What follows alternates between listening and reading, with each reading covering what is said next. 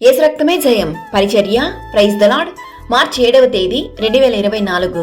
ఈరోజు దేవుని వాక్యము, నరుని ఆత్మ యెహోవా పెట్టిన దీపము, అది అంతరంగములన్నీయు శోధించును.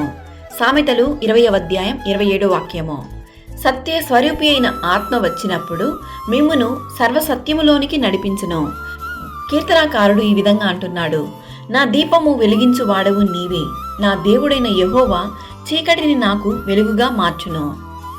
దేవుని వాక్యం ఇలా సెలవిస్తుంది, ఆత్మయే జీవింపజేయుచున్నది, శరీరము కేవలము నిష్ప్రయోజనము.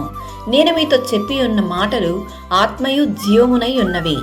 తన తండ్రినైనను తల్లినైనను దూషించు వాని దీపము కారు చీకటిలో ఆరిపోవును. మరియు దేహమునకు దీపము కన్నే గనుక నీ కన్ను తేటగా ఉండిన ఎడల నీ దేహమంతయు వెలుగుమయమై ఉండును. మనుషులు పైరూపాన్ని చూస్తారు, యేసయ్య మీ హృదయ అంతరంగాన్ని ఎరిగి ఉన్నాడు.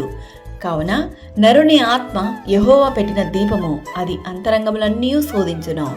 మనుషులకు మనం చేసే తప్పిదములు, పాపములు, చెడు అలవాట్లు, దుష్ట ఆలోచనలు తెలియకపోవచ్చు, కానీ సమస్తము ఎరిగిన దేవుడు నిన్ను చూస్తున్నాడు. ఆయన కన్నులకు అన్నీ తేటగా ఉండును. నీ దేహము దేవుని ఆలయము కావున నీ శరీరము ఎప్పుడునూ పరిశుద్ధంగా ఉంచుకొనుము. ఒకరి నడతలన్నీయు వాని దృష్టికి నిర్దోషములుగా కనబడును. యెహోవా ఆత్మలను పరిశోధించును. సకల ఘనత, మహిమ, ప్రభావములు యేసయ్యకు మాత్రమే కలుగునుగాక. ఆమేన్. God bless you.